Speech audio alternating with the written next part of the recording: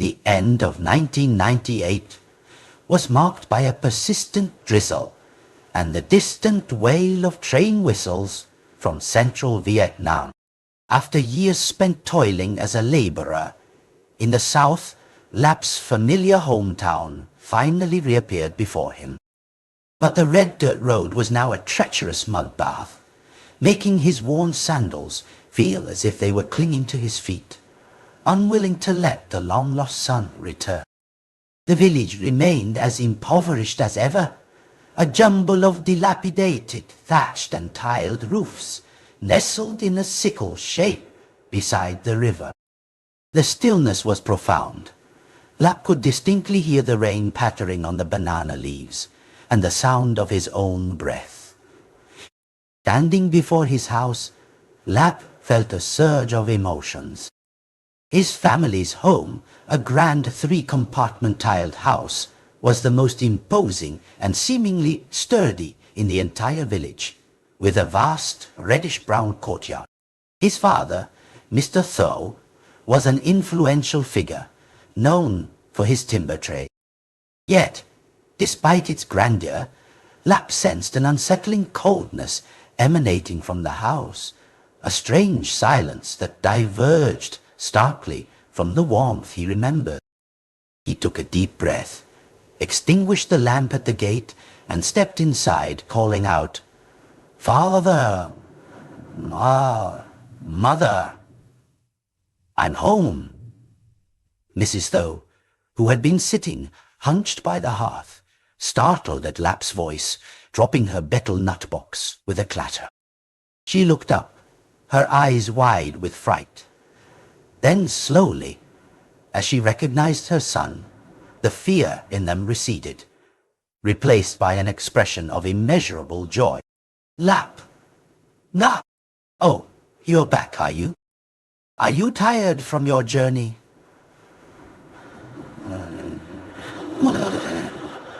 "I'm not tired. How are you?"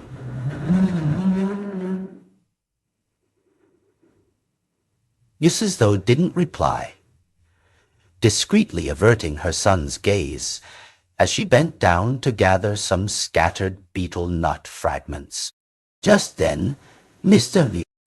Tho emerged from inside, his booming voice effortlessly cutting through the sound of the rain. "Well, look who it is. Back after all these years, eh? You've gotten so dark." Mr. Duck, Tho clapped Lap's shoulder with the strong, firm hand of a man accustomed to heavy labor. He let out a loud laugh. But Lap noticed his father's smile didn't quite reach his eyes. His gaze was uneasy, darting nervously left and right, as if guarding against something unseen. "Yes, father, I just arrived. I brought some fruit from the south for you and mother. Fruit. Just your return is precious enough. Whoa. And they're down. You're down. I'm dead, Kiati. Come inside, out this wind and rain." The family reunion, after years of separation, unfolded in a tense, almost suffocating atmosphere. Mr. Tho repeatedly piled food onto his son's plate, asking about his work. But Lap sensed his father was merely putting on a brave face. Mrs. Tho ate in silence, occasionally flinching whenever the wind whistled through a crack in the door. Lap told stories from the south, about construction projects, about people, but he had the distinct feeling that no one was truly listening. His words seemed to float, suspended, then were absorbed by the oppressive silence of the entire house. After dinner, Lap asked to go for a walk outside to clear his head. The heavy rain had given way to a light sprinkle, like dust being scattered. As Lap stepped out of the gate, Vang, a stray dog, appeared from nowhere, cautiously approaching him. It was bone-thin, its brindled fur matted with dirt. But its eyes glowed with an unusual, almost supernatural brightness. It didn't bark, just stood there, tail tucked low, looking forlorn. Lap, feeling pity, was about to go inside to get it some leftover food. But Vang seemed uninterested in sustenance. It slowly moved closer, nudging its wet head against Lap's leg. "It's just hungry, father," Lap murmured, turning back towards the house. Just then, Mr. Tho emerged. He looked at Vang, his face turning pale with an obvious surge of fear. He grabbed a carrying pole leaning against the wall and started shouting, "Where'd this stray come from? Get out of here!" He swung the pole, trying to drive it away. Vang dodged, not making a sound, just retreating a short distance. Its eyes remained fixed on them, unblinking. "Lap," interjected father, "it's not doing anything. What do you know? A stray dog in the house is bad luck," Mr. Tho yelled, but Lap noticed his father's hand, holding the pole, was trembling. He didn't dare approach Vang, merely stood at a distance before turning and going back inside. Lap found this truly strange. His father wasn't usually afraid of dogs, but his behavior now was utterly bizarre. He looked at Vang, and it looked back at him, its eyes seeming to hold a silent message. Lap sighed and walked along the village path. "Idiot, was home." When he returned later, Vang was still there. It didn't enter the yard but lay meekly beneath a banana bush outside the fence. That night, Lap lay on his bamboo bed in his room, tossing and turning, unable to sleep. The house was utterly silent, save for the chirping of insects outside in the garden. Exhausted, Lap gradually drifted off, but a regular, eerie sound of creaking pulled him back to reality. It was the sound of the old rough hammock that his mother used to hang between two tall banana trees in the garden years ago. Lap's eyes snapped open, his heart pounding erratically. He held his breath, listening intently. It was still there, that creaking sound. But there was no wind tonight, and he was absolutely certain that the old hammock had been taken down years ago. Lap lay awake, troubled by the ghostly creaking that consistently echoed, sometimes near, sometimes far, until the gurgling sound of a well resonated from the depths.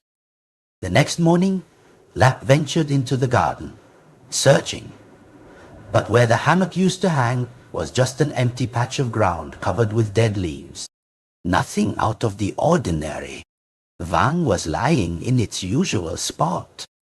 Seeing Lap, it wagged its tail lightly, then got up and followed him sluggishly, as if it had tacitly been granted permission to stay. Lap went into the kitchen, took a bowl, mixed some leftover rice with dried fish for it. Vang ate very slowly. After finishing, it lay down in the yard again, its gaze constantly fixed on the garden. All day. It repeated this peculiar routine, wandering through the house's lonely, dusty corners for a few hours, then running to the yard and barking towards the well. After a day of helping his parents with chores, Lap was exhausted and fell asleep quickly. He had a nightmare. Around midnight, he felt a huge stone pressing on his chest. He wanted to writhe, to scream, but his entire body was rigid. In the thick darkness that enveloped the room, Lap watched in horror as a white shadow emerged from the wall. It was the figure of a young girl with long hair covering almost her entire face. The white shadow floated lightly across the floor, moving towards Lap's bed.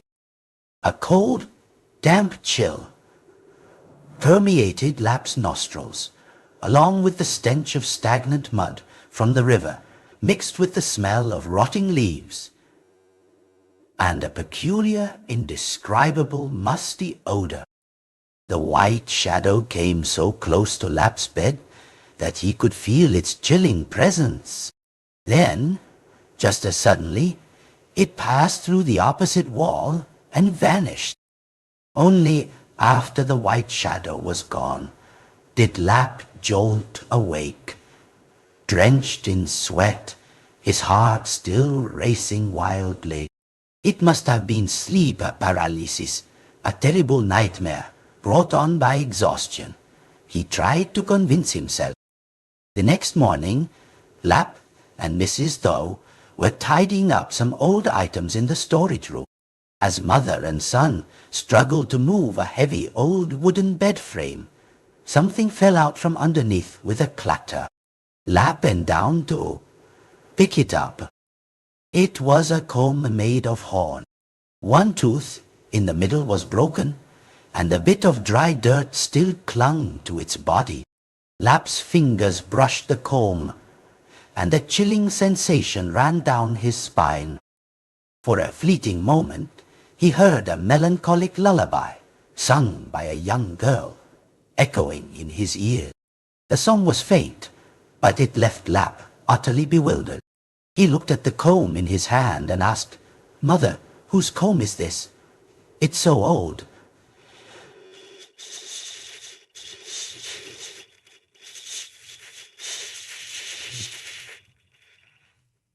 Mrs. Tho, who had been busy with a pile of old clothes, saw the comb in Lap's hand and cried out in alarm, dropping the stack of fabric. Her hands trembling, the old woman snatched the comb from her son's hand as if it were a venomous snake. "Throw it away. It belonged to someone who's gone. Why would you keep it? It's bad luck." Then she rushed out to the yard and flung the comb into the burning cooking fire. Lap stood frozen, stunned by his mother's reaction. He had never seen her so agitated, as if she had just escaped something truly terrifying. Lap looked at her, and Mrs. Tho, realizing his gaze, quickly composed herself, though her voice still trembled. "All right, let's keep cleaning, son. All these old things are moldy." "I know." She tried to sound normal, but the confusion in her eyes was unmistakable. Lap silently complied, but his mind was racing with questions. Whose comb was it? Why was his mother so afraid? And where did that lullaby come from? That night, Lap couldn't sleep. He kept thinking about the comb and his mother's reaction, as if there was a hidden connection he couldn't grasp. He looked out the window. The night was still, the moon peeking out from behind the banana trees. Suddenly, from the abandoned well in the backyard, a distinct, heavy thud echoed. It was a rhythmic, weighty sound, like someone beating wet clothes on a stone slab by the well. The slow, persistent thuds clearly resonated. Lap realized there was no laundry woman in this ancient village who would be doing laundry in the middle of the night. He held his breath, listening. The thudding continued steadily, neither rising nor falling.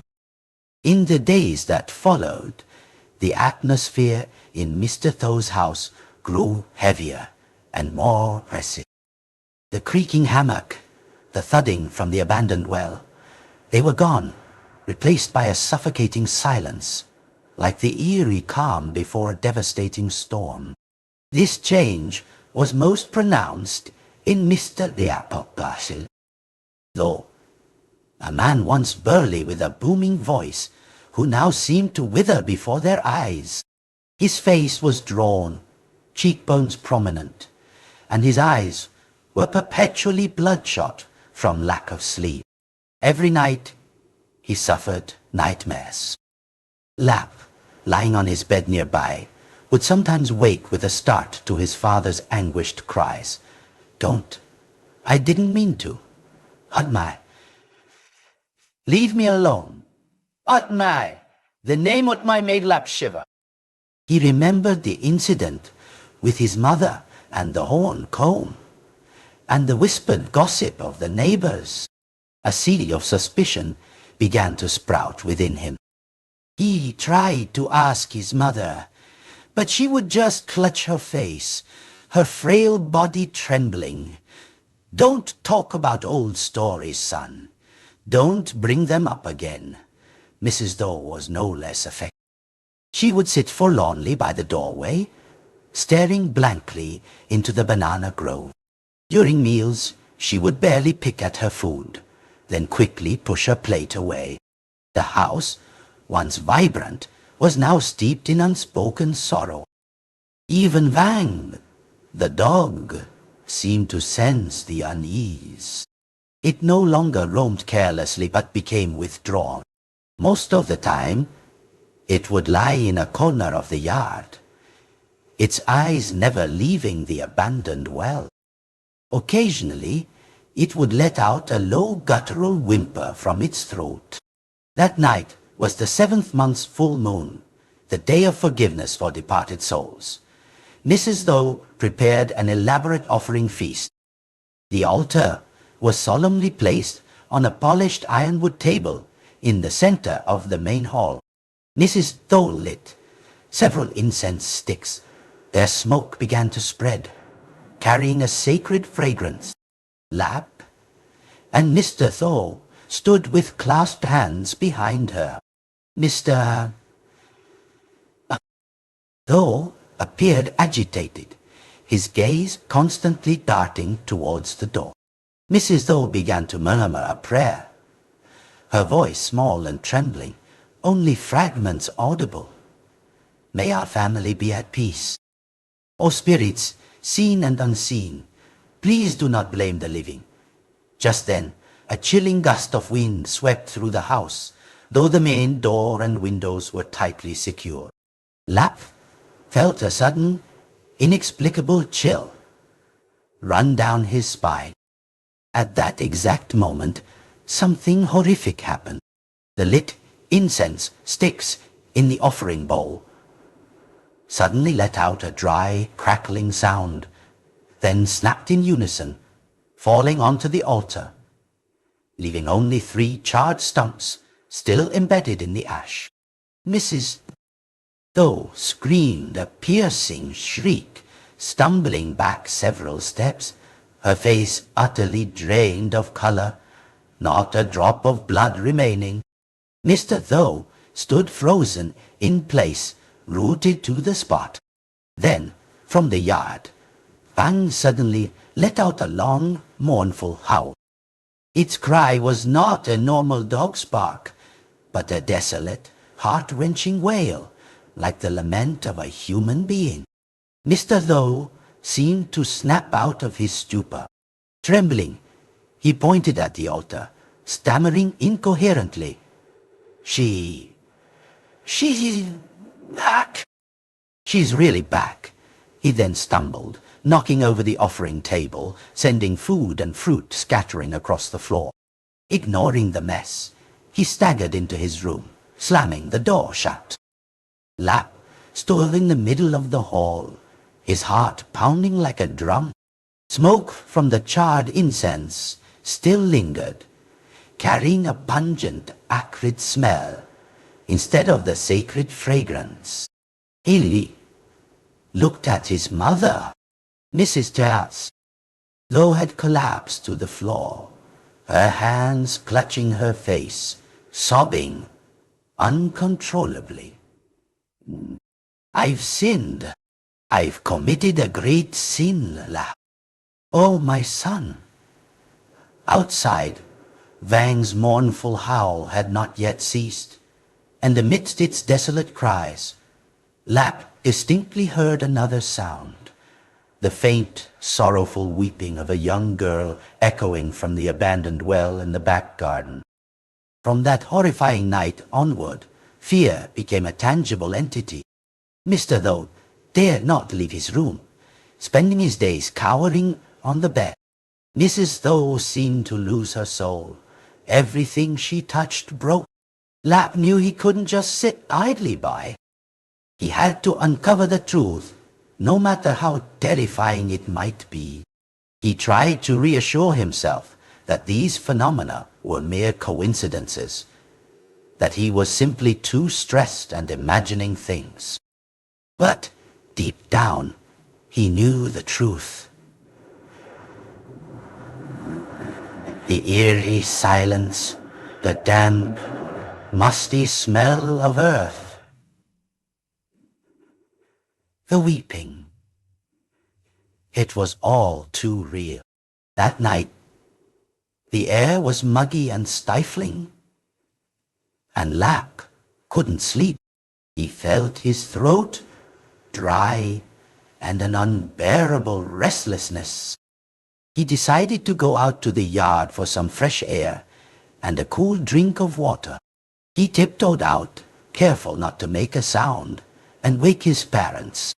The moon was hidden by dark clouds that night, leaving the yard dimly lit by a ghostly glow. Bang, the dog, was curled up, sleeping in the yard. Seeing Lap, it only raised its head, then lowered it again. Lap approached the earthen jar that collected rainwater in the corner of the yard. This jar had been there since he was a child. He bent down, scooped a full ladle of water, and brought it to his lips.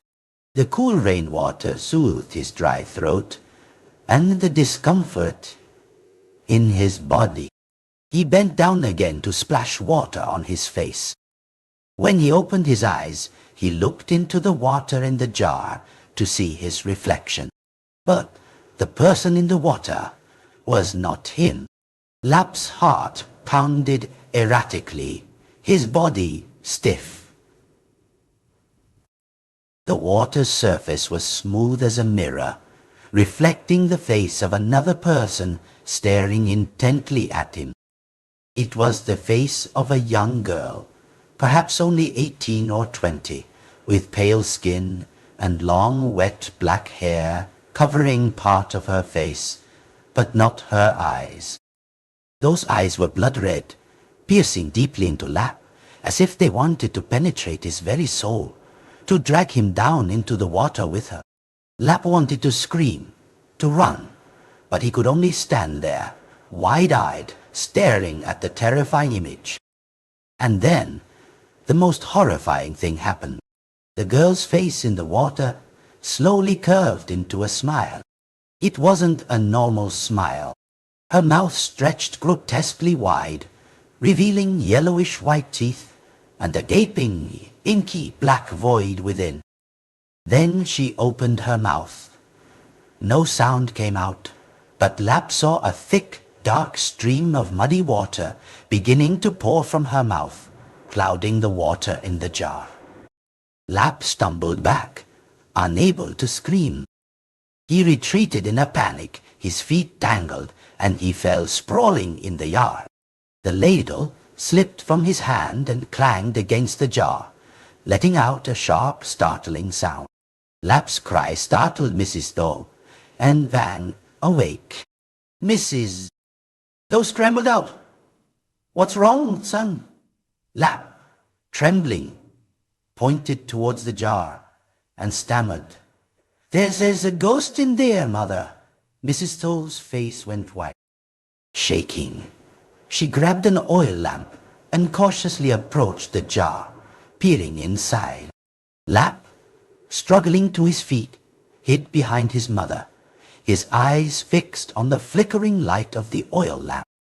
The water in the jar was flat, perfectly reflecting the image of mother and son, completely normal. "What ghost? You're seeing things, son. There's nothing there." "No, it's clear. A girl with a pale face," she smiled at me. Mrs. Doe said nothing, only pulled Lap's hand and led him back inside. "Let's go, son. It's windy out here at night." That night, Lap knew for certain. This was no dream, no figment of his imagination. A vengeful spirit lurked in this house, and it wanted something something truly terrifying. From the next day, Lap felt like he was walking through a fog. The image of the pale face in the water and its horrifying smile haunted him relentlessly. He could no longer fool himself.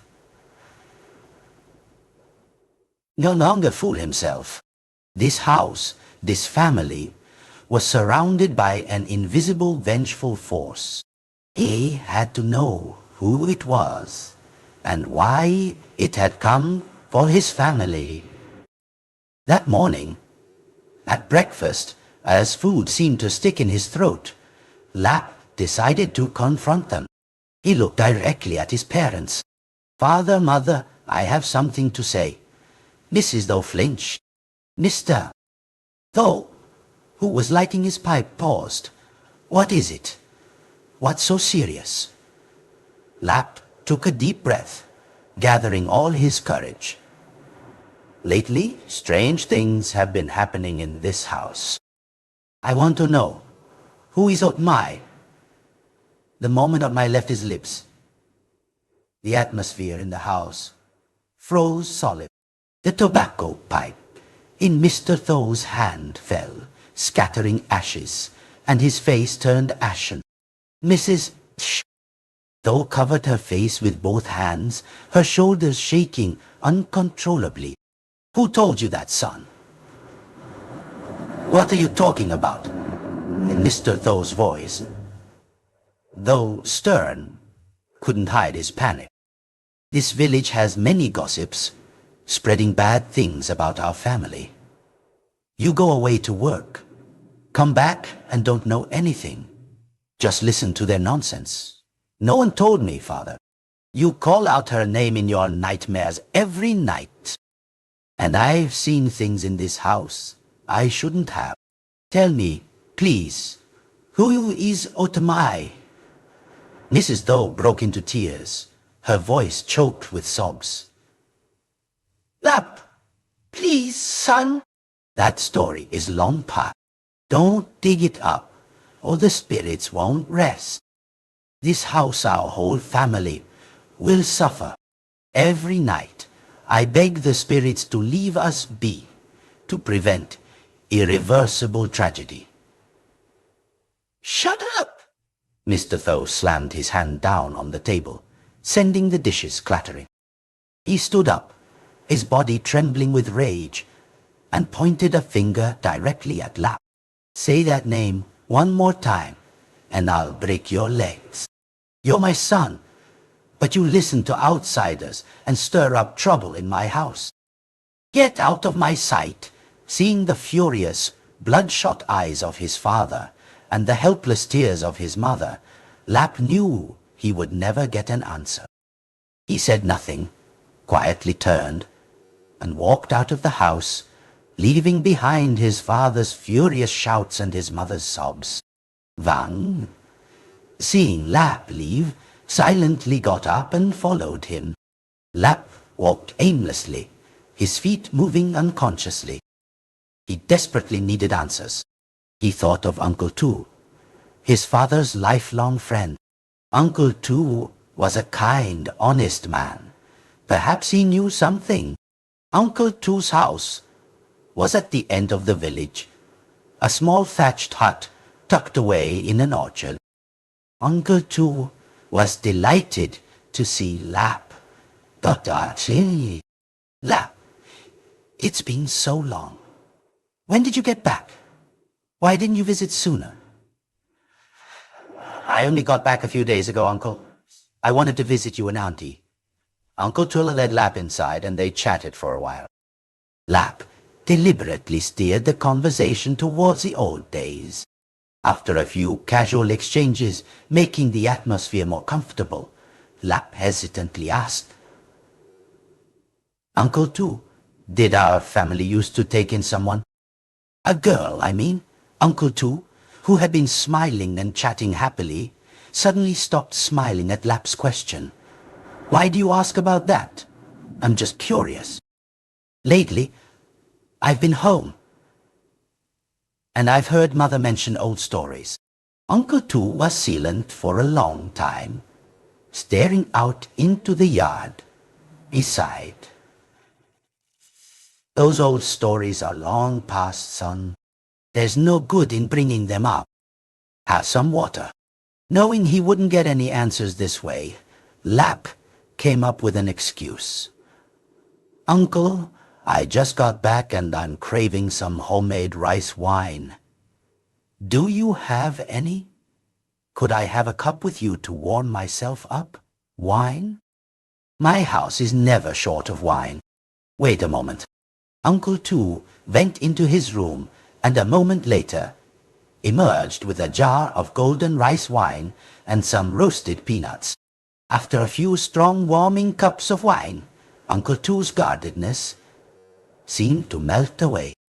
Lap felt it was time to press him. Uncle, I really want to know. Did our family used to have a girl named Utmai? Uncle. This time, Uncle Tu didn't deflect. He looked at Lap, his eyes filled with both pity and fear. Lap, you're a good boy.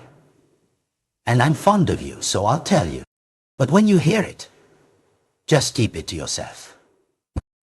Don't go home making a fuss, or your whole family will suffer, and my family too. I promise, Uncle. Uncle Tu lowered his voice, almost whispering. Yes, your family took in an orphaned girl named Utmi. She was a gentle, beautiful, and obedient child. She came to your house when she was tiny and was good at everything. So, where is she now? That's the strange part. She just disappeared. Your mother said she stole money and gold from the house and ran off with a man to the city. Back then, everyone in the village believed it, calling her a spoiled girl, ungrateful to your parents for raising her, running off with a man. Your father said so too. But this story is very strange, son. Utmi wasn't that kind of girl. She treated your parents like her own, and she was very sensible. She wouldn't just leave without taking anything, just her clothes, without a word. Where did she go in such a hurry? Uncle Tu leaned closer to Lap, his voice cold and soft. Some people said they heard fighting and crying coming from your house the night she disappeared. But your father's house was the wealthiest in the village. Who would dare question him? So the story just faded away. At this point, Uncle Tu suddenly shivered and quickly waved his hand. No more talk. I've said too much. Lap, I have one piece of advice for you, now that you're back. Don't be foolish enough to dig up the past. Your family's land is haunted. Live to suffer, die to carry. Just know that much. It's enough. Uncle Tu's words struck Lap like a bolt of lightning, twisting in his heart. Your family's land is haunted. The phrase echoed repeatedly in his mind. He knew that the heavy spirit was the vengeful soul of Utnai, while Lap tried to piece together the fragmented clues. Utmumi's vengeful spirit began its direct retribution. Its target was none other than Mr. Tho. Mr. Tho deteriorated rapidly. During the day, he kept his room tightly shut, refusing to see anyone. But night was when the torment truly began. His nightmares were no longer just anguished cries, but horrific reenactments of his past crimes. One night, Lap heard crashing sounds from his parents' room. He rushed in to find Mr. Tho sitting on the floor, eyes wide, stammering, "Don't look at me like that. Your eyes are bleeding. It's horrifying, Mrs." Tho sat beside him, clutching him, silently sobbing. On another night, Mr. Tho suddenly got up and wandered through the house like a sleepwalker. He went straight to the backyard, to the abandoned well, and just stood there. Lap and Mrs. though struggled to pull him back inside. All the way he kept murmuring, "So cold, the water is so cold. Help me." Mr. Tho's decline became increasingly severe. He no longer recognized his wife or son, living in a world of his own delusions. He would constantly claw at his body, crying out that someone was drowning him. Lap watched his once imposing father reduced to a pitiful madman. He wanted to scream, but he knew his father was paying the price for a heinous crime committed in the past. During those grim days, Vang, the dog, exhibited strange behaviors. It no longer stayed in one place. One afternoon, as Lap was resting on the porch, Vang suddenly ran up to him, gently nipped at the hem of his pants, and tugged him along. It pulled him insistently, turning its head back to look at him with an urgent gaze. "What do you want, Vang?" The dog didn't lead him far. It went straight to a patch of ground in the back garden by the abandoned well. The well had been neglected for a long time, its rim covered with thick green moss. The well opening was loosely covered with a few rotting wooden planks. Vang stood by the well, its head raised, letting out a short bark, then began to act. It used its front paws to furiously dig at the moss covering the well's rim. Its claws scraped away the moss and old broken pieces, revealing rough stones underneath. It clawed and barked, its bark short, sharp and angry, as if it wanted to show Lap something buried in that spot. Lap stood up, watching its actions, a chilling sensation running down his spine. He knew what Vang was trying to tell him. The vengeful spirit of Utmei was down in that well. That night, Lap had a dream so vivid and detailed that he wasn't merely an observer but a participant. He found himself in the middle of a cold, dark, muddy abyss. He struggled, flailing to breathe, but an invisible force pushed him down. He looked up, seeing a murky white patch of light. He saw the faint moon and the clear rim of the well above. He saw a shadowy figure leaning over, looking down at him. He couldn't make out the person clearly, only two large hands. Those large hands slowly reached down, pressing on his head, pushing him deeper into the dark water. The air in his lungs depleted, and overwhelming despair and agony consumed him. He couldn't breathe, couldn't cry for help. And then, in the final moment, before losing consciousness, he recognized them. They were his father's hands, Mr. Tho's hands. Lap jolted awake, drenched in sweat. He sat, bolt upright. The cold sensation of water, the feeling of suffocation, and the despair were still vividly real, as if they had just happened. He put his hands on his neck and face. He could still feel the weight of those hands. This dream wasn't an illusion. It was a memory. Ut'i's memory. Her vengeful spirit had passed on to him the pain and despair she had endured in the last moments of her life. Now Lap understood. His father was not merely accidental. He was a murderer. The horrifying dream shattered the last veil of concealment in Lap's mind. He no longer had any doubts. He couldn't sit idly by, waiting for catastrophe to strike. He had to find a way out, not for his father, but for his mother and himself.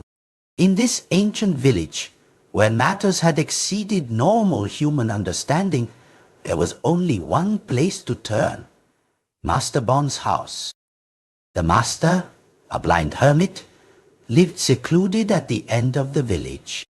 Lap retrieved the broken horn comb that his mother had thrown into the cooking fire. Fortunately, only one end was charred. He carefully wrapped it in a piece of cloth, tucked it into his waistband, and quietly left the house. Vang, the dog, followed him like a shadow. Master Bond's abode was a small rickety shack nestled beneath an ancient banyan tree, so massive it took several people to encircle its trunk.